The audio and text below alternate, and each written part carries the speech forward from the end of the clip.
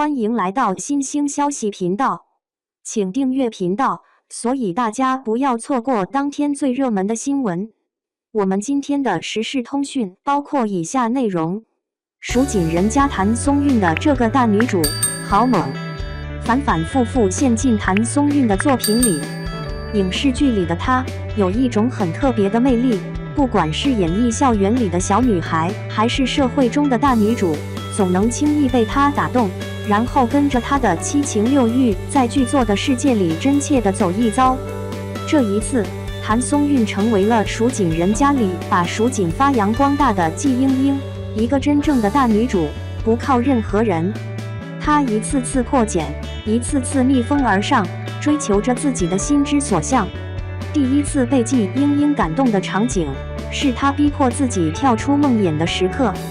父亲遇害，流动的红色成了季莺莺恐怖的梦魇，一直到长大都无法走出来。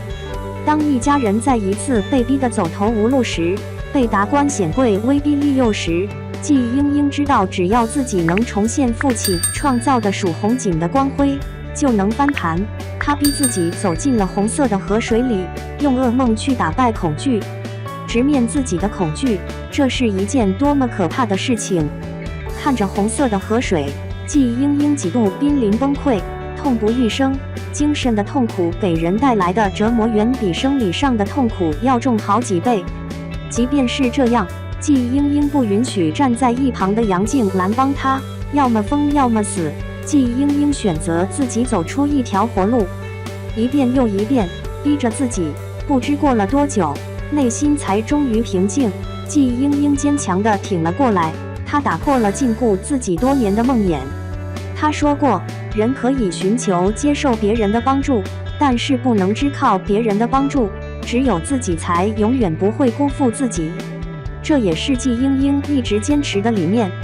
无权无势普通人家的季莺莺一无所有，尤其是父亲被害后，母亲只希望自己的2个孩子余生能平安顺遂，危及生命的任何事情都会极力阻止他们兄妹2人去做。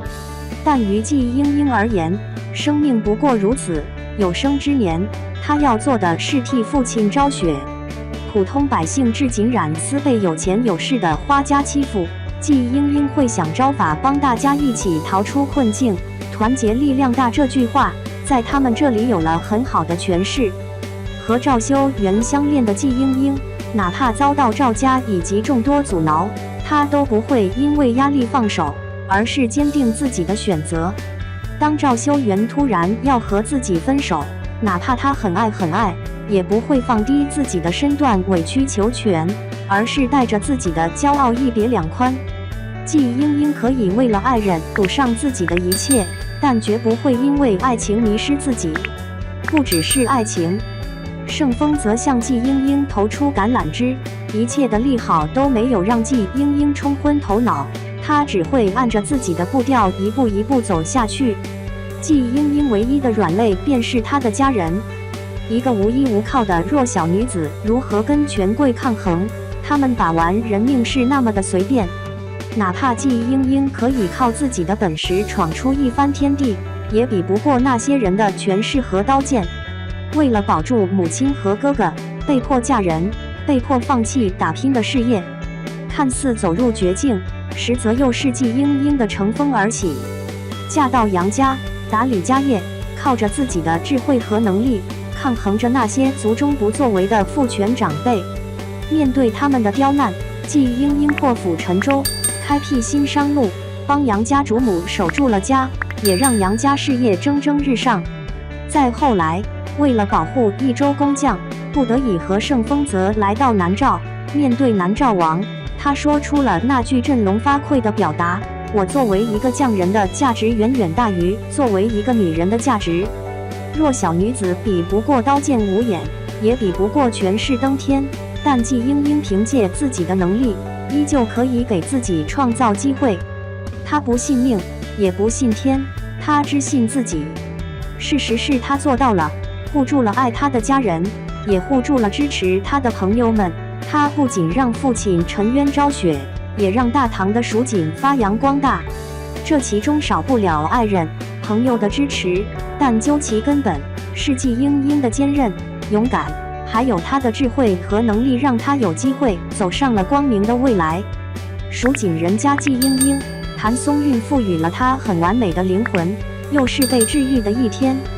又美又可爱又厉害的季英英，谁能不爱？3个男人争抢她，盛风则为了得到她发疯，也是可以理解了。好在偏执在最后都有了醒悟，彼此相爱的人也守住了彼此，挺好的。2. 蜀锦人家又哭了，谭松韵演技成槽点，网友她真没报命。在永夜星河和珠帘玉幕对打的的结局中，永夜星河几乎是压倒性胜利。虽说珠帘玉幕哭了，但好歹哭的也算是轰轰烈烈，人尽皆知，最起码热度是有的。相比之下，蜀锦人家的哭才是真的惨，悄无声息，没人知晓，仅有的几条影评也是一片差评，甚至是有网友直接调侃女主谭松韵没报命。蜀锦人家是由谭松韵和郑业成主演，2个人虽说算不上演技大咖，但知名度却是不小的。尤其是谭松韵，因为最好的我们，知名度是比得上国民闺女的程度。然而在蜀锦人家中的表现却被点评是演技平平，毫无特点，让人古装剧和现代剧并没有很分得开的感觉。蜀锦人家中国谭松韵的服化道、中规中矩的古装风，同样看不到任何特点，没有灵妙妙的古灵精怪，也没有赵端午的科技感，给人的感觉更像是耿耿不小心穿越到了古代展开的一段故事。唯一值得夸赞的就是剧宣的剧照，精细唯美的画面，美轮美奂的光影，会让人有几秒钟被美到愣神的感觉。然而这并不能让观众因为这就看得下去平平无奇的剧情，以及女主让人出戏的演技。与此同时，曾经被全网黑的孟子义，则是因为九重子在演艺圈站稳了脚跟，人气、热度、话题、观众的认可、演技的认可，可谓是断崖式的飙升。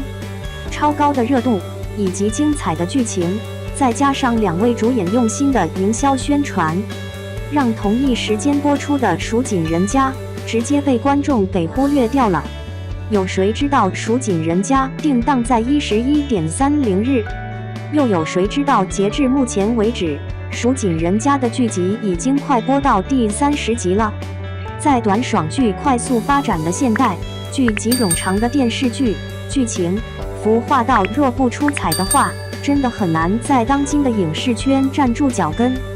就连扑都懒得有人骂，短爽剧成功的分走了电视剧一半，甚至是更多的观众，每一部的上映可以说是举步维艰。而蜀锦人家的女主谭松韵，自从最好的我们之后，在影视圈好像再无出彩值得大家称赞的作品了。一个好演员最应该具有的就是巨抛脸，但如今谭松韵给人一种不管演什么都有耿耿的影子。你有看蜀锦人家吗？你认为谭松韵的演技如何？